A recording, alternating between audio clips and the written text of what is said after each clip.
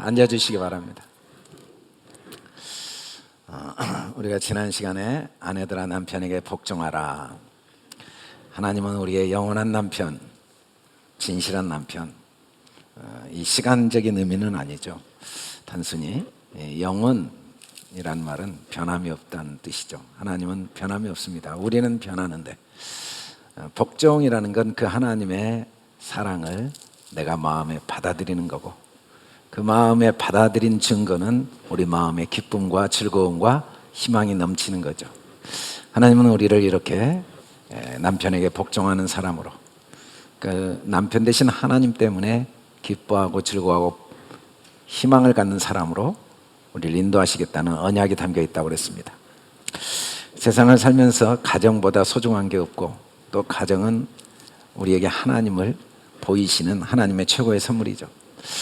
아이들은 부모를 필요로 할 때 항상 부모를 찾고 품 안에 거하지만, 부모가 싫어질 때는 가출을 하는 경우가 종종 있습니다. 집을 나가버립니다. 왜냐하면 자기가 싫기 때문에. 그러나 굳이 싫지 않아도 때가 되면 부모를 떠나야 되는 게 아이들이죠. 그리고 새로운 가정을 이뤄서 또 자녀를 낳아 길러야만 됩니다.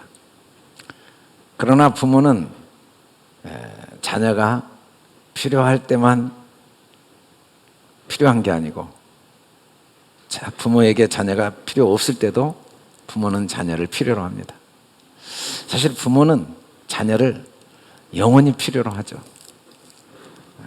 그래서 아이들이 아무리 집을 나가도 부모는 자녀를 포기할 수가 없고 또 버릴 수가 없어서, 그 어린 아이들이 만일에 부모가 싫다고 나가버리고 그대로 부모도 그래 싫어하고 냅둬버린다면 길거리에서 방황하다 죽을 아이들이 너무 많을 겁니다. 근데 부모는 자녀를 영원히 필요로 하기 때문에 아무리 자녀가 부모를 싫어해도 끝까지 자녀를 떠나보내지 않죠. 사실은 사람들은 하나님이 필요할 때는 그렇게 부르짖고 찾지만, 하나님이 필요 없으면 가차없이 버립니다. 하나님을 떠납니다. 만일에 하나님이 우리를 그렇게 버려두신다면 우리는 하나님 품 안에, 생명 안에 거할 수 있는 사람이 하나도 없는데도 하나님은 우리를 영원히 필요로 하신 분입니다. 우리가 아무리 하나님께 대적하고 하나님을 조롱하고 하나님의 얼굴에 침을 뱉고 비웃고 대적해도 하나님은 우리를 영원히 필요로 하신 분이기 때문에 우리를 놓지 않으셔서 우리가 하나님의 생명 안에 거할 수가 있게 된 거죠. 이 사실을 깨닫는 게 남편에게 복종하는 거죠. 오늘 계속해서 사도 바울은 남편들아 아내를 사랑하며 괴롭게 하지 말라는 말씀을 합니다. 사실 이 말씀은 굉장히 우리 삶에 실제적으로 다가오는 말씀입니다. 세상을 살면서 가정보다 중요한 게 없고, 그 가정에서 남편의 역할보다 중요한 건 없습니다. 종종 아이들이 사회생활에 적응하지 못하고 갈등을 많이 일으키는 아이들이 있습니다. 또 때로는 결혼을 해서 가정의 아픔과 갈등과 고통을 겪는 가정들이 있습니다.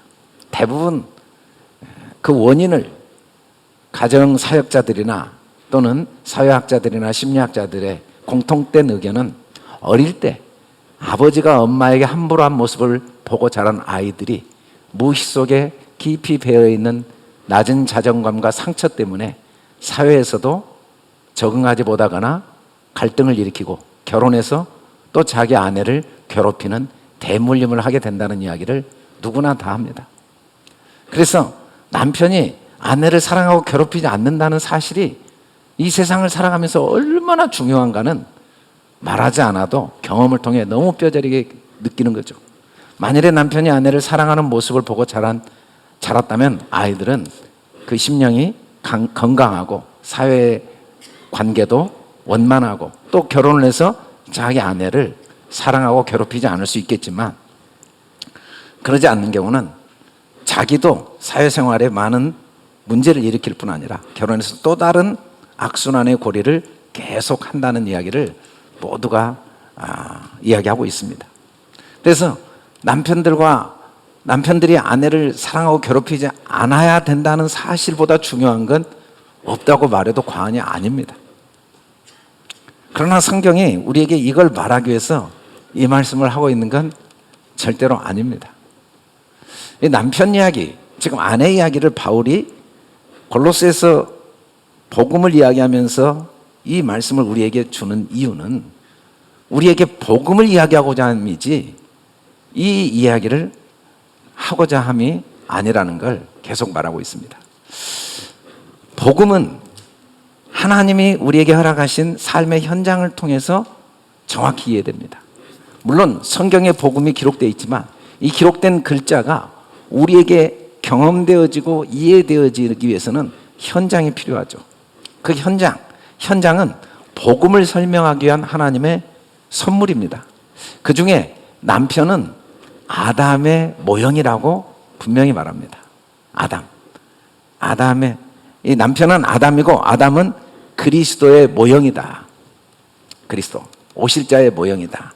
그래서 이때의 남편은 그리스도를 의미하고 있습니다. 그리스도. 사람이 부모를 떠나 그 아내와 합하여 둘이 한 육체가 될지라. 이건 창세기 2장에 나온 하나님이 우리에게 계시한 복음의 말씀, 이 가정에 대한 복음의 말씀을 바울이 소개하면서 하나님이 창세기 2장에 하신 이 말씀의 원래 의미는 그리스도와 교회에 대한 이야기라고 분명히 말씀을 하고 있죠. 물론 바울도 그 전에는 이게 그리스도와 교회에 대한 이야기인지 몰랐습니다. 근데 그가 그리스도와 교회에 대한 이야기라는 걸 깨닫고 그 말씀 속에 하나님의 복음을 발견한 거죠. 창세기 2장의 가정 이야기, 남편 이야기, 아내 이야기는 그리스도와 교회의 이야기지만 그러나 너희도 각각 자기 아내 사랑하기를 자신과 같이 하고 아내도 자기 남편을 존경하는 일을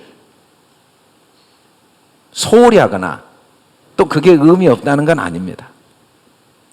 그러나 그럼에도 불구하고 이 이야기는 그리스도와 교회에 대한 이야기라는 걸 분명히 하고 있죠. 우리가 사람이 뱃속에서 난자와 정자가 엄마 뱃속에서 딱 만난 순간 사람이지만 그게 보이지 않습니다. 사람인 줄.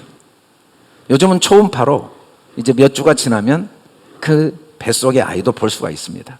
그러나 형체가 너무 희미합니다. 시간이 좀 지나서 5달, 6달, 7달이 되면 머리도 생기고 손발도 생기고 코도 몸의 구성이 이제 어느 정도 만들어진다 할지라도 정확하지는 않습니다. 이 세상에 태어나면 드디어 그 아이의 모습을 올바로 보게 되죠. 또 그 아이가 자라면서 수없이 변화됩니다. 얼굴도 변하고 표정도 변하고 성격도 변하고 그래서 어른이 되어 갑니다. 그러나 뱃속에 있는 아이건 어른이 된 아이건 똑같은 사람입니다. 똑같은 사람입니다. 우리 눈에 안 보여도 그게 그 사람입니다. 뱃속에. 마찬가지입니다. 창세기 1장 1절부터 계시록까지 똑같은 예수님 이야기입니다. 물론 창세기 1장 1절은 난자와 정자가 만난 것처럼 예수님의 눈에는 안 보입니다. 복음서 와야 예수님의 육체로 눈에 보입니다. 그래도 창세기 1장 1절도 예수님 이야기라고 복음이라고 분명히 말씀합니다. 그리고 우리가 살면서 많은 삶의 문제를 경험하고 일으키고 또 좋은 영향력을 끼치는 사람들의 공통점이 태아 때 그 뱃속에서 거의 90% 이상 결정이 된다는 이야기를 합니다. 실제로 창세기 1장 1절이 성경 전체 복음 이야기입니다. 마치 난자와 정자처럼 그 속에 모든 게 다 담겨 있습니다. 그리고 그걸 또 다시 1장에서 반복합니다. 또 2장에서 반복합니다. 3장에서 또 반복합니다. 4장에서 또 반복합니다. 5장에서 또 반복하고 6장에서 또 반복하고 계속 반복해서 계시록까지 복음을 계속 반복하고 있습니다. 다 복음 이야기죠. 이게 복음이 아니고 아내를 사랑하고 괴롭히지 말라는 말씀으로 들린다면 이보다 괴로운 게 어디 있겠습니까? 이 말씀이 무슨 복음입니까? 그동안 사랑하지 못한 것 때문에 시간은 되돌릴 수 없고 자책해야 되고 그렇다고 앞으로 사랑한다는 자신도 없습니다. 앞으로 괴롭히지 않는다는 보장도 없고 자신도 없습니다. 도대체 이게 무슨 의미가 있겠습니까? 성경은 그런 말씀이 아니고 한 자도 빠짐없이 복음입니다. 복음. 복음은 특징이 뭐냐면 듣고 있으면 살아납니다. 이 복음의 말씀을 들으면 듣는 자는 살아납니다. 마치 밥을 먹으면 힘이 나듯이 이 복음은 들으면 살아나고, 또 이 복음은 진리이기 때문에 우리를 자유롭게 만듭니다. 우리 알 수 없는 많은 우겨쌈과 얽매임들이 다 풀리고 자유롭게 되는 게 복음이죠. 복음. 많은 이단에 속고 또 신앙생활을 하면서도 신앙의 의미와 그 열매와 능력을 경험하지 못한 이유는 뭐냐면 복음을 듣지 못해서, 그래서 살아나지를 못하는 거죠. 자유롭지 못하고 사람들에게 속고 단체에 속고 여러 상황에 끌려다닐 수밖에 없는 거죠. 도대체 남편들과 아내를 사랑하며 괴롭게 하지 말라는 말씀이 우리에게 어떤 복음인지 오늘 같이 한번 생각을 해보려고 합니다. 남편 이야기는 창세기 2장에 자세히 나와 있습니다. 여호와 하나님이 이르시되 이 사람이 바로 남편이죠. 남편. 성경에 나온 모든 인물은 하나님을 표현하고 있습니다. 여러분, 우리가 이해가 안 가지만 그게 사실이에요. 가인도 하나님이고 아벨도 하나님입니다. 유다도 하나님이고 베드로도 하나님입니다. 왜? 예수님이 그리고 유다도 예수님이고 베드로도 예수님이고 가인도 예수님이고 아벨도 예수님이고 에서도 예수님이고 야곱도 예수님입니다. 이삭도 예수님이고 이스마엘도 예수님입니다. 왜냐하면 예수님은 우리와 같은 죄인이 되셨으니까 가인이 곧 예수님이죠. 예수님이 우리 죄인이 되셨잖아요. 하나님이 우리를 위해 죄인이 되셨잖아요. 그래서 성경에 나온 모든 인물은 하나님의 또 다른 모습이기도 하고 우리의 모습이기도 합니다. 우리의 모습. 그래서 우리 가정에 아버지가 있어요. 그 아버지가 아버지이기도 하지만 내 모습이기도 합니다. 나도 그 아버지를 통해 내가 어떤 아버지인가를 나중에 알게 되죠. 우리 집에 어머니가 있죠. 그 어머니가 내 모습이기도 합니다. 그 어머니를 통해 나의 모습을 발견하게 되죠. 그 속에 내가 있습니다. 아들도 내 모습입니다. 그 아들을 통해 나를 발견하게 되는 거죠. 성경의 모든 인물은 나를 의미하기도 하고 하나님을 보여주기도 하고 예수님을 보여주기도 합니다. 근데 특별히 이 남편은 그리스도의 모형이라고 말씀했죠.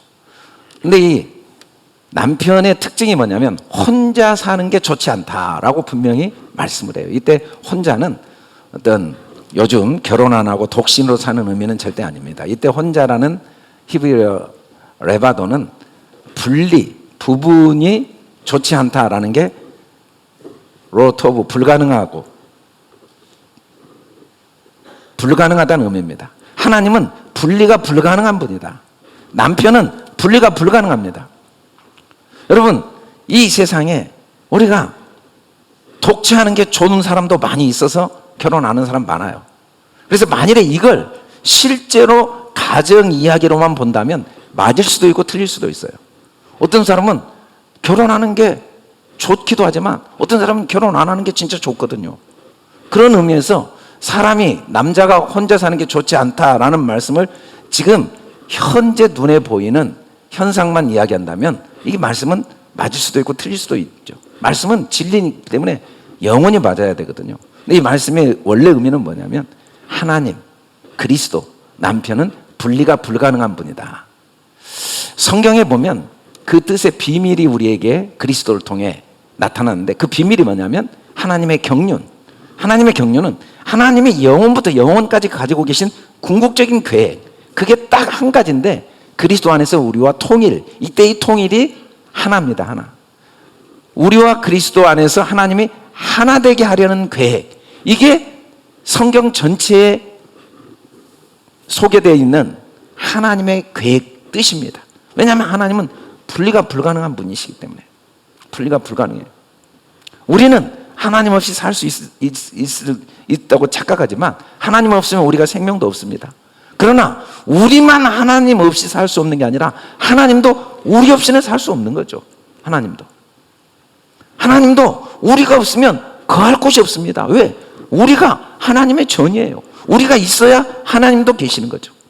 여러분, 하나님을 온 우주 안에 어떻게 모실 수 있겠습니까? 우주보다 크신 분인데. 그런데도 성경은 하나님의 집이 우리라고 말씀합니다. 우리 없으면 하나님의 집이 없어요. 너희가 하나님의 성전이에요. 하나님의 성령이 너희 안에. 이 말은 하나님은 나와 분리될 수 없는 분이라는 걸 말씀하고 있죠. 그래서 하나님이 어떻게 하셨냐면 우리와 분리되지 않기 위해서 돕는 배필을 지었대요. 우리와 하나 되기 위해서 돕는 배필을 지었다. 이 배필이라는 단어는 원어에 없는데 한글 성경에 번역을 배필로 번역을 했는데 원어에는 에제르 네게드, 다른 돕는 자, 어떤 짝이 아니고 다른 돕는 자. 신약에는 이 다른 돕는 자 에제르 네게드를 파라클레토스, 성령, 보혜사, 다른 보혜사. 하나님이 우리와 하나 되기 위해서 어떤 일을 하셨냐면 다른 돕는 자, 성령님을 지으시려고 했죠. 이 진리의 성령이 오셔야만 우리가 진리 가운데로 인도함 받아서 생명을 갖게 되고 하나님과 하나 될 수 있으니까. 성령님이 오시지 않으면 절대로 우리가 하나님과 하나 될 수 없고 생명 없는 죽은 자로 살다 죽고 끝나버리죠. 그래서 하나님은 우리와 하나 되기 위해서 돕는 배필, 성령을 지으시고자 하셨죠. 이 지은다는 건 세우는 건데 하나님께서 아담에게 각종 들짐승과 공중의 새를 지으시고 남이 무엇이라 부르나 보려고 그에게 이끌고 가셨다고 그랬어요. 여기서 들짐승, 공중, 새 이것들은 눈에 보이는 짐승과 새를 의미하는 건 아닙니다. 육체는 다 같은 육체가 아니라 새의 육체, 짐승의 육체인데 그때 그 새, 짐승은 아직 복음이 없는 우리들을 의미하고 있죠. 하나님은 우리를 아담에게로 이끌어 가십니다. 이끌다는 건 앞으로 이렇게 쭉 데리고 갔다는 게 아니라 아담 속 엘하 아담 안으로 집어넣으셨다는 거예요. 아담 안으로 집어넣으셨다. 하나님은 우리를 모든 사람들, 짐승과 같은 이성 없는 짐승과 같은 사람들 아담 안으로 다 들여보냈습니다. 그랬더니 아담이 뭐라고 했냐면 그 이름을 붙여줬어요. 각 생물을 뭐라고 불렀냐면 그 이름으로 불렀어요. 이때 그 이름이 뭐냐면 아담으로 불렀다 그 말이에요. 우리는 이제 이걸 하나님이 짐승들을 가져왔더니 이건 고양이, 이건 사자, 호랑이 이렇게 아담이 이름을 지어줬다고 생각할 수도 있는데 지금 성경이 말한 의미는 전혀 그런 의미는 그렇게 생각해도 틀린지 맞은지는 아무도 몰라요. 그러나 이 본문은 그 말씀은 절대 아니에요. 왜냐하면 그 이름은 바로 아담이거든요. 아담이 짐승을 하나님이 아담한테 다 가져다 줬더니 아담이라고 이름을 준 거예요. 아담이라고. 그래서 이름이 아담이 돼버린 거예요. 아담이. 근데 문제는 뭐냐면 아담이 모든 가축과 공중의 새와 들의 모든 짐승에게 아담이란 이름을 줬는데 다른 말로 하면 그리스도라는 이름을 줬어요. 근데 돕는 배필이 없어요. 아담이 돕는 배필이 없어요. 아담은 짐승에게 아담이란 이름을 줬는데도 문제가 돕는 배필이 없으니까 성령님이 아직 없으시니까 그 짐승들이 자기가 아담인지를 모르는 거예요. 이게 문제죠.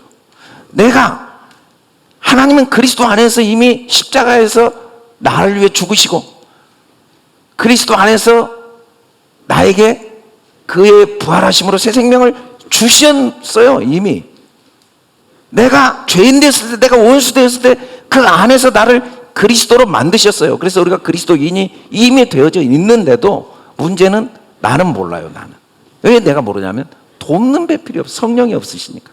성령이 임하셔야 아담이 나를 아담이라고 부른 그 이름이 내 이름인 걸 아는데 내가 누군지를 모르는 거예요. 사람은 이 돕는 배필이 없는 동안에는 영원히 내가 누군지 모르고 짐승처럼 삽니다. 어디서 왔는지 절대 몰라요. 그냥 살아요. 그러다 죽고 어디로 가는지 몰라요. 돕는 배필이 와야 하나님이 나를 이 땅에 보내셨고 내가 하나님께로 돌아가고 나는 하나님 안에서 하나님과 영원한 생명을 소유한 하나님의 자녀구나 하는 걸 나는 절대 몰라요. 내 이름을 몰라요. 내 이름. 내가 그냥 이성 없는 짐승처럼 살다 죽게 되는데 그 이유가 뭐냐면 돕는 배필이 없으니까. 그래서 하나님은 우리에게 성령을 주셔서 그 성령으로 말미암아 돕는 배필로 말미암아 내가 아담인 걸, 내가 그리스도인인 걸 알게 하기를 원하셨죠. 그래서 어떻게 하시냐면은 첫 번째는 아담을 깊이 잠들게 했어요. 이 아담이 깊이 잠들었다라고 하는 이 잠은, 이 타르테마는 죽음입니다. 성경에 이때 이 타르테마는 항상 죽음으로, 예수님도 야이로의 딸이 죽었다고 하는데 뭐라고 하냐면 죽은 게 아니라 잔다. 또 나사로가 죽었는데 썩은 냄새가 나는데 야 잠들었다 라고 말씀하실 때 그 잠이 바로 육체의 죽음입니다. 육체의 죽음. 그래서 아담이 죽었어요. 죽어.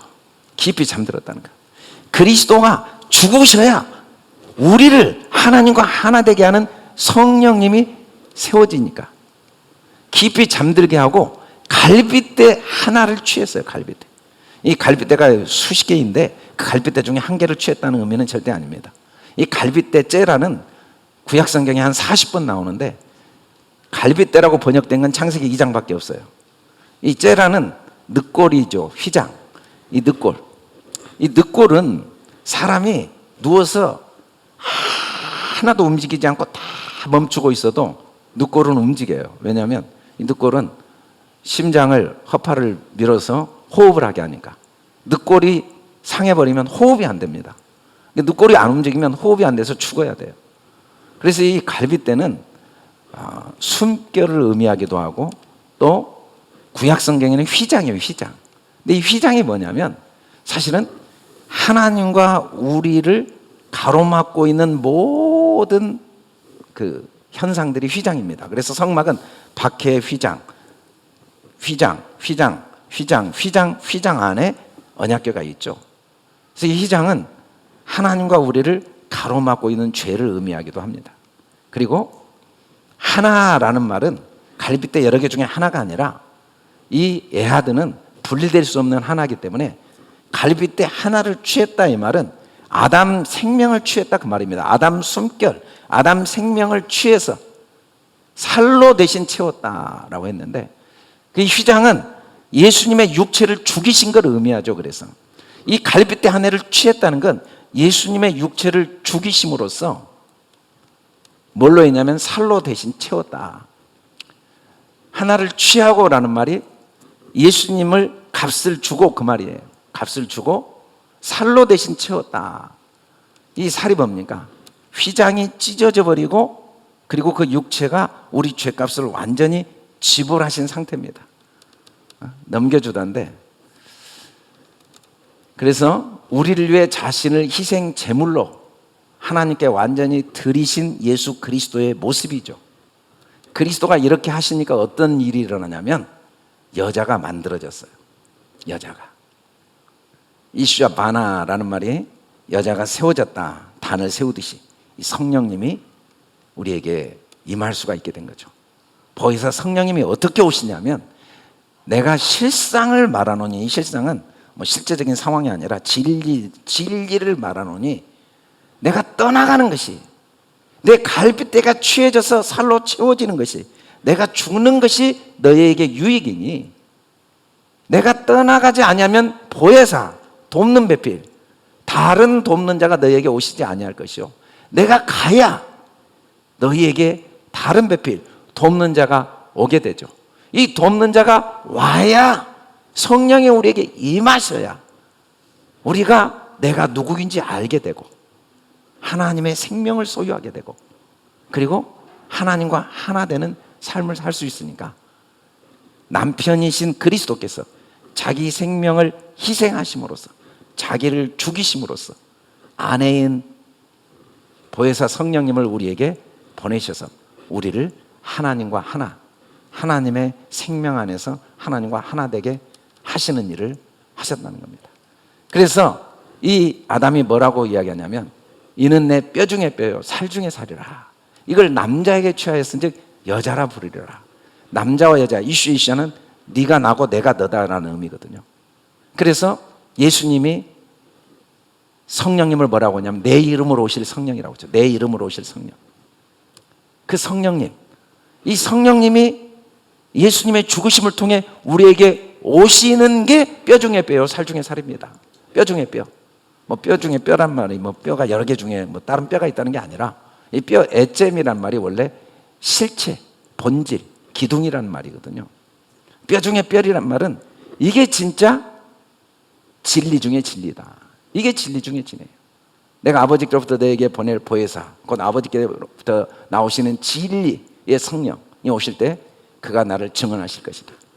이 남편이신 그리스도가 죽으심으로 자기 갈빗대를 취하여서 살로 채우심으로 그 옆구리에 창이 찔려 우리 죄를 위해 죽으심으로 성령님을 우리에게 보내셔서 우리를 거듭나게 하시는 이 하나님의 놀라운 사랑과 계획이 진리 중에 진리다. 교회는 진리의 기둥이에요. 우리가 바로 그렇게 하나님의 사랑받는 사람으로 이 땅에 태어나서 그 사랑 속에 오늘까지 살고 있는 거죠. 그리고 살 중에 살이다. 예수님이 사람이 이 떡을 먹으면 영생하리라. 내가 줄 떡은 곧 세상의 생명을 위한 내 살이다. 살 중에 살이다 이 말은 뭔 말이냐면 이게 진짜 복음 중에 복음이에요. 복음 중에 복음. 복음이 따로 있는 게 아니에요. 복음 중에 복음이 뭐냐면 하나님이, 남편이신 하나님이 나를 위해 죽으심으로 자기 생명을 내어주심으로 성령님을 우리에게 보내셔서 성령으로 말미암아 내가 누구인지, 하아담, 내가 그리스도, 하나님의 자녀, 하나님의 형상을 가진 하나님께로 와서 하나님의 사랑으로 이 땅에 태어나서 하나님의 사랑 속에 있고 하나님의 사랑 안에 영원히 살아가는 하나님의 사랑받는 자녀임을 알게 하시는 이 하나님의 역사가 살 중에 살이죠. 이게 없으면 살이 없는 거예요. 이게 없으면 뼈가 없는 거예요. 살았다 하지만 뼈가 없는 삶이에요. 살도 없는 삶이에요. 뼈도 없고 살도 없어요. 이걸 모르면 돈 있으면 뭐합니까? 집에서 부부가 한 번도 안 싸우면 어쩌자는 거예요. 물론 싸우면 절대 안 되죠. 그래서 그 얻은 게 뭐 있습니까? 50년, 60년 살다 죽고 끝나는 거예요. 그렇게 해서 뭐 잠깐 마음은 편하겠죠. 그게 무슨 복음이고 그게 무슨 생명이고. 그래서 뭐 남들에게 우리 가정은 아내와 남편이 한 번도 안 싸웠다. 예수 믿고. 그래서 다른 사람들이 참 존경하고 부러워. 그게 무슨 의미가 있겠습니까? 만일에 그 모든 과정들을 통해 하나님의 나를 향한 사랑을 배우지 못한다면, 남편이 아내를 괴롭히는 일을 통해, 남편이 아내를 사랑하지 못하는 내 모습을 통해 나를 위해 목숨을 주실 수밖에 없었던 남편의 사랑, 하나님의 사랑을 배울 수만 있다면 싸움을 통해서 아픔은 있지만 복음을 배우겠죠. 또 남편을 사랑하는 그 사랑이, 아내를 사랑하는 그 사랑이, 하나님의 나를 향한 사랑이 나를 사로잡아서 아내를 사랑했다면 그 아내와 내게 그게 복음이 되겠죠. 그러나 만일에 내가 너무 훌륭한 성품을 가지고 사랑했다면 그 사랑은 아내를 조정하는 도구에 불과합니다. 내가 이렇게 훌륭한 인격을 가진 사람이니까 내 말을 들어, 내 뜻대로 해. 그리고 남에게 자기를, 육체를 자랑하는 도구밖에 안 되겠죠. 가정은 최고의 하나님의 선물이에요. 뭘? 하나님이 나를 어떻게 사랑하시는가를 입체적으로 경험할 수 있는. 결론적으로 하나님이 우리에게 어떤 계획을 갖고 계시냐면, 남자가 부모를 떠나 그의 아내와 합하여 둘이 한 몸을 이루게 하시는 계획. 우리 보고 이루라고 하신 게 아닙니다. 둘이 한 몸을 이룰지로다 이 말은 하나님이 이렇게 만들어 주셨다는 거예요. 이렇게 일방적으로 만들어요. 부모는 아부인데 이 떠나는 버리는 거예요. 이때 남자가 부모를 떠나라는 이 부모는 눈에 보이는 모든 것들을 의미합니다. 성전, 아부가 성전인데 육체를 신뢰하지 않는 것, 이게 진짜 하나님이 우리에게 주시기를 원하시는 선물이죠. 어떻게 자기 목숨을 내어주시고 성령님을 우리에게 허락하셔서 부모를 떠나 육체를 더 이상 신뢰하지 아니하고 아내와 합해진 삶, 한 몸을 이루는 삶, 아내와 합해진 삶, 이게 하나님과 하나 된 삶이죠. 내가 그들 안에 있고 아버지께서 내 안에 계시어 그들로 온전함을 이루어 하나 되게 하려 함은 아버지께서 나를 보내신 것과 또 나를 사랑하신 것 같이 그들도 사랑하신 걸 세상에 알게 하라. 이 세상은 바로 나 자신이에요. 하나님은 일어나는 모든 내 과거의 사건이나 상황, 앞으로 일어나는 상황과 사건을 통해 세상, 나로 뭘 알게 하냐면, 아, 하나님이 나를 위해 자기 목숨을 내어주시고 나 없이는 살 수 없는 하나님의 사랑을 내게 알게 하시는 목적 속에 때로는 아픔도 주시고 때로는 사람들의 도움과 섬김도 받게 하시고 때로는 고난도 주시고 때로는 내가 심지 않는 것도 거두게 하셨구나 하는 걸 깨달을 수밖에 없습니다. 그 목적은 하나예요. 그게 깨달아진 상태를 벌거벗었으나 부끄러워하지 않는 것. 이게 복음의 완성입니다. 그리고 또 다시 3장 가면 또 반복하고 4장 가면 반복하고 1장 1절 창세기 1장 1절이 전부예요. 그 속에 모든 복음이 담겨 있어요. 다시 일곱째 날을 통해 또 복음을 좀 더 자세히 설명. 창세기 2장을 통해 복음을 자세히 설명하는데 복음이 1차적으로 완성된 걸 어떻게 설명했냐면 벌거벗었지만 부끄러워하지 않는. 이때 이 벌거벗음은 이 아름은 단순히 옷을 벗었다는 의미가 절대 아니에요. 진짜로 옷 벗었는지 안 벗었는지는 아무도 몰라요. 뭐 그게 중요하지도 않고. 근데 이때 이 벌거벗음은 그리스도 안에서 하나님과 하나 되고 성령 안에서 육체를 신뢰하지 않게 되면 육체의 몸이 벗어진 겁니다. 더 이상 보이는 것들이 내 삶에 전혀 영향을 주지 않는 상태. 그래서 전혀 부끄럽지 않다 이 말은 전혀 과거가 내 삶에 현재 영향을 주지 않고 미래도 내 삶에 영향을 주지 않아요. 하나님과 내가 하나 됐기 때문에 더 이상 뭐 보이는 것 때문에 화가 나고 짜증이 나고 억울하고 분노가 생기고 갈등이 생기고 그럴 일이 전혀 없어진 상태. 여기까지 우리를 인도하시겠다는 하나님의 약속. 이게 복음 중의 복음이죠. 이 복음이 어떻게 이루어지냐면 가정 생활을 통해 하나님이 이루어 가신다는 겁니다. 가정 생활을 통해 결혼을 해서 아내를 얻고 살아가는 그 과정은 때로는 궁금해요. 내가 왜 저 사람을 만났을까? 왜 우리는 이렇게 결혼했을까? 이유를 잘 몰라요. 근데 이유는 딱 하나예요. 그 모든 일어나는 사건과 상황을 통해 나를 새 사람이 입히시는 하나님의 계획이 있어요. 그 속에 하나님의 계획. 벌거벗었으나 부끄러워하지 않는, 더 이상 육체를 신뢰하지 않는 그 속에 복음을 발견해서 그걸 통해 복음을 발견해서 그 복음 안에서 참된 생명을 소유하는 그런 삶으로 인도하시고자 하는 계획이 있다는 거죠. 이 그림이 어떤 사진인지 궁금하시죠? 이게 며칠 전에 대구에서 마스크를 사기 위해 쓴 줄이라고 합니다. 광주는 경험을 못 해가지고.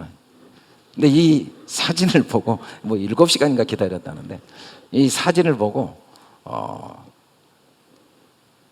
마스크에 대한 글을 하상욱 씨라는 분이 인터넷에 올렸다고 그래요. 근데 그 글 내용이 뭐냐면 너 때문에 답답한데 마스크 쓰면 답답하다고 그러더라고요. 저도 참 마스크 쓰는 게 불편한데 너 없으면 더 답답해. 그 글을 올렸다고 그래요. 마스크 쓰면 답답하죠. 근데 없으면 더 답답하니까 7시간 줄을 쓴 거예요. 7시간. 여러분, 남편은요 아내 때문에 답답할 때가 있어요. 근데 남편이 아내 때문에 답답하기로 말하면 하나님이 제일 답답해요. 하나님은 우리 남편이신데 우리가 어떤 사람이냐면 죄악이 온 세상에 가득할 뿐 아니라 생각하는 모든 계획이 항상 악해요. 아니 한순간도 악하지 않는 게 없어요. 그래서 우리 때문에 한탄하시고 마음에 근심하실 정도로 답답한 아내예요. 진짜 우리가 답답해요. 우리 때문에 너무 답답한데 나 때문에 답답하신 하나님이 나 없으면 더 답답하시니까 어떻게 하시냐면 우리 때문에 기쁨을 이기지 못하시고 우리를 너무 사랑하시고 나로 말미암아 모든 즐거움이 나 때문에 오시기 때문에 나 때문에 우리 자식 키워보면 자식 때문에 답답하죠. 말귀도 못 알아듣니 자식 때문에 직장도 쉬어야 되고 진짜 폼도 다 무너지고 엄마들은 이제 완전히 엄마 되면 뭐 처녀 때 폼 다 무너지고 뭐 목소리는 다 카랑카랑해지고 막 소프라노로 막 본성 다 나오고 그래서 자식 때문에 답답하지만 걔 없으면 못 살아요. 걔가 있어서 답답하지만 걔 없으면 더 답답한 게 부모 마음이에요. 하나님도 마찬가지예요. 우리 때문에 답답하시지만 우리 없으면 더 답답해요. 여러분 우리가 인생을 살아가면서 결혼 안 하는 게 편하겠죠. 그러나 결혼 안 하면 육체적으로는 진짜 아무것도 없습니다. 결혼 안 하면 아무것도 없어요. 죽으면 끝이에요. 내가 결혼을 해야 남편이 억만 개의 생명을 갖고 있거든요. 뭐 과학적으로 이 정자가 얼마나 많이 나오는지 숫자를 다 셀 수가 없다고 그러더라고. 아무리 생명을 많이 갖고 있으면 뭐예요? 결혼을 해야, 땅이 있어야 그 속에 생명이 유지돼서 내 생명이 계속 있는 거죠. 내가 결혼 안 하면 죽으면 끝이에요.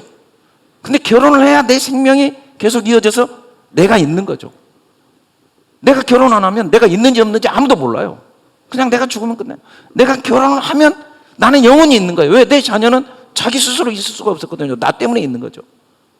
그런 것처럼 하나님은 우리가 없으면 하나님이 없는 거예요. 우리가 없으면. 우리는 땅이거든요. 하나님은 무한한 생명을 가지고 계세요. 땅에 씨를 뿌려야 되는데 그 생명의 씨는 땅이 있어야 돼요. 내가 없으면 나 때문에 답답하지만 내가 없으면 더 답답해요. 나를 그렇게 사랑하시는 하나님. 이게 결혼을 통해 하나님의 사랑이 우리에게 계시된 거죠. 결혼하면 답답합니다. 진짜 남자로 사는 게 힘들어요. 남편으로 사는 게, 가정을 책임진다는 게. 뭐 힘도 훨씬 세고 돈도 버니까 내 마음대로 할 수 있을 것 같은데 아내 이긴 남편은 이 세상에 없더라고요. 뭐 이겼다고 착각하지만 뭐 이길 수도 없고, 어떻게 이겨요? 흙으로 만들었는데 뼈를 어떻게 이겨? 못 이겨. 이기려다가 자기만 맨날 무너지고 깨지고 망가지는 거죠. 자기 인생만 망가져요. 결국은 집니다. 그런데 그 아내 없으면 더 답답해요. 더 답답해. 아내 때문에 답답하지만 아내 없으면 내 생명도 없어요. 내 안에 있는 생명이 씨가 없는 거예요. 하나님도 마찬가지예요. 그렇게 우리를 사랑하시는 그 사랑이 가정을 통해 계시된 거죠. 남편들아 아내를 사랑하며 괴롭게 하지 말라. 어떻게 아내를 사랑하고 괴롭게 하지 않을 수 있습니까? 우리가 다 남편들이에요.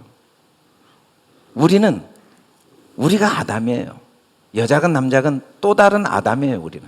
하나님은 우리를 궁극적으로는 아담으로 만드셨어요. 우리는 아내를 사랑해야 돼요. 아내를 사랑한다는 건 뭔 말인가? 하나님의 비밀을 맡은 자가 우리 아담인데, 이 하나님의 비밀을 맡은 자가 구할 건 충성이라고 그랬는데, 이 충성이 아내를 사랑하는 거죠. 이 충성이 뭡니까? 진짜 충성이 뭡니까? 그리스도를 통하여 성령님이 깨닫게 하신 하나님의 사랑 때문에 어떤 일도 내게 작아지는 게 아내를 사랑하는 겁니다. 더 이상 사람들이 뭐라고 하느냐, 남들이 인정해줬냐 안 해줬냐, 남들에게 존경을 받았냐 안 받았냐, 그게 내게 큰 의미가 없어요. 또 내가 아무리 훌륭하냐, 뭐 자체가 하나도 있냐 없냐, 그것도 내게 큰 의미가 없어요. 내 삶의 진짜 의미는 내가 아무리 부족해도 나 없이는 살 수 없는 하나님의 사랑 때문에 내게 소망이 있는 거고, 내가 아무리 큰 업적을 이루고 내가 아무리 사람들에게 존경을 받고 내가 아무리 부족함이 없다 할지라도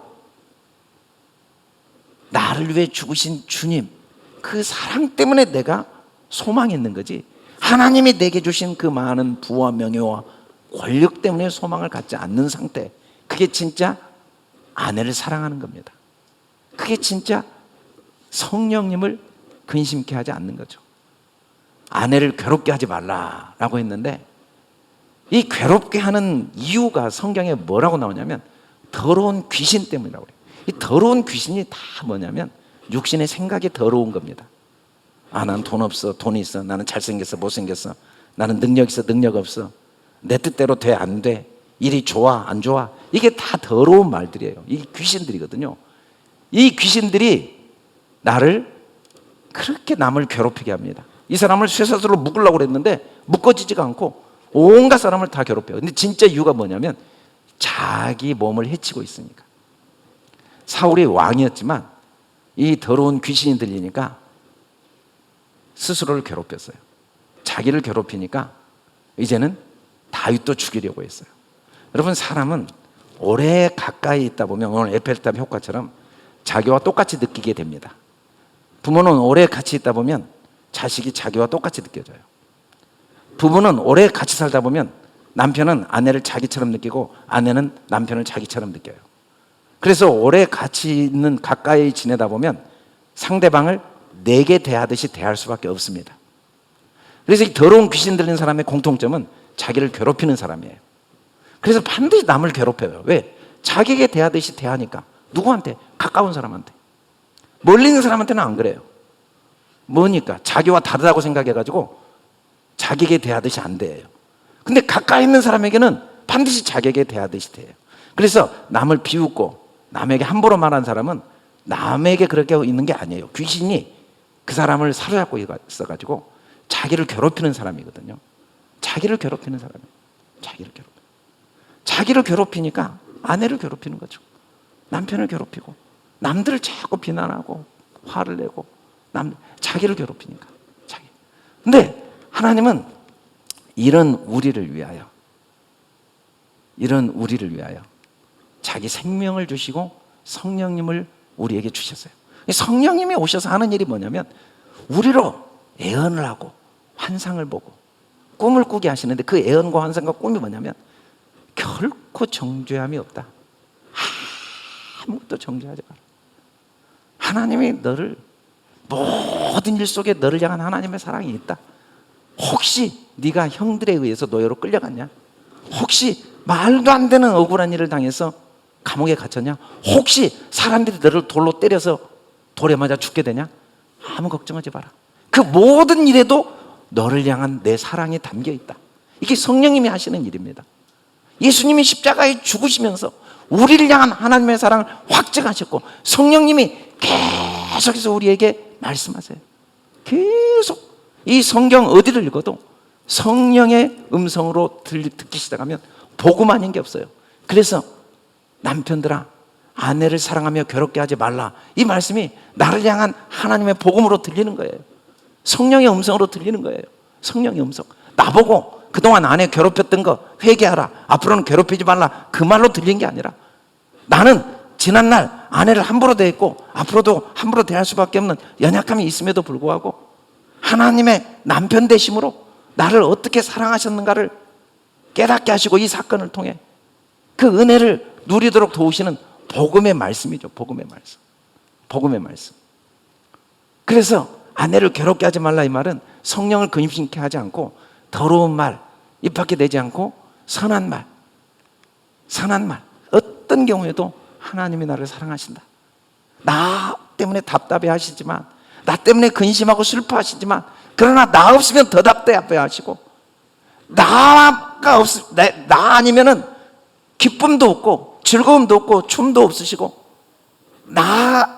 나를 위해 기꺼이 자기 모든 생명을 물과 피를 다 쏟으시는 그 하나님의 사랑, 그 사랑을 계속 받아들이는 것, 그게 아내를 괴롭게 하지 않는 거죠. 내가 나의 사랑으로 나를 사랑했을 때 참 많이 노력해야 했습니다. 더 나은 내가 되기 위해 얼마나 피곤한지 말로 표현할 수 없습니다.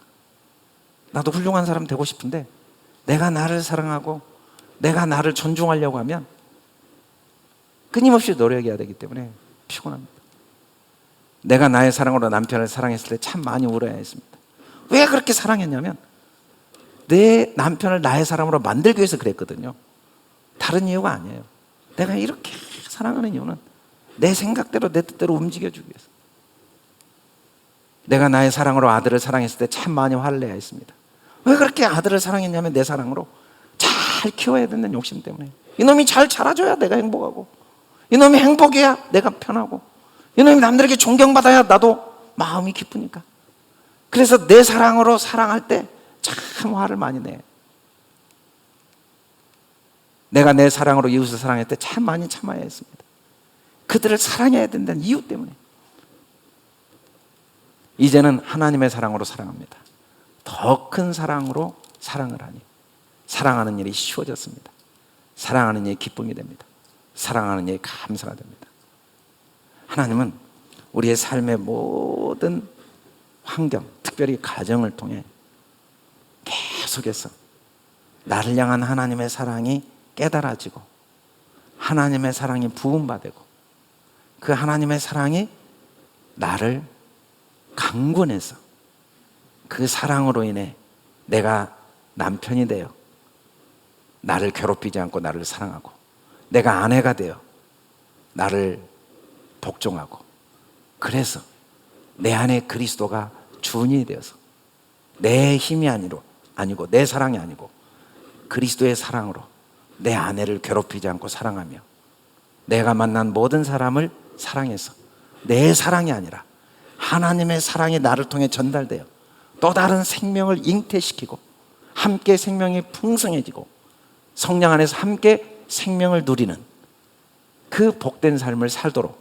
인도하시는 그 하나님의 계획 속에 오늘 이 자리까지 내게 일어난 모든 사건이 배열되어져 있고, 앞으로 내게 일어날 사건들, 상황들은 이 사랑이 내 안에 더 풍성하게 하기 위한 하나님의 계획 속에 일어나게 된다는 사실 때문에 우리는 지나간 것도 후회할 필요도 없고, 앞날을 하나도 염려할 필요도 없고, 고민할 필요도 없고, 이제는 더 이상 자식 때문에 괴로워하고, 남편 때문에 괴로워하고, 내 자신 때문에 괴로워하고, 세상 때문에 괴로워하지 않고, 그 속에 하나님의 은혜와 사랑을 더 깊이 배우고, 그 모든 상황 속에 악한 말 대신 어떤 하나님의 사랑이 있는가를 잘 설명해주고 잘 깨닫게 해주고 그 사랑을 함께 전달해줘서 나도 이제는 생명을 낳는, 그 생명을 풍성케 하는, 함께 생명을 누리는 하나님의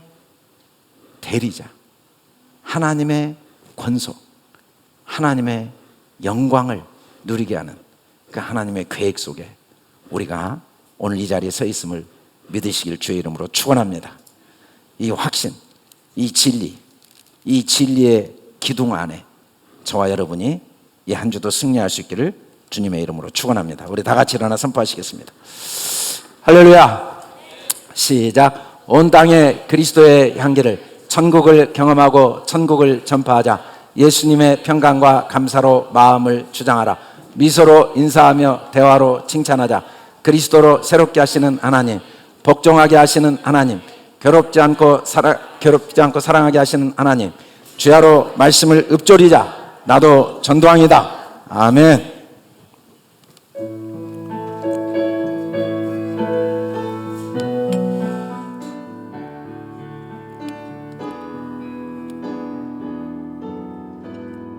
함께 고백합니다. 너의 하나님 여호와가, 너의 하나님 여호와가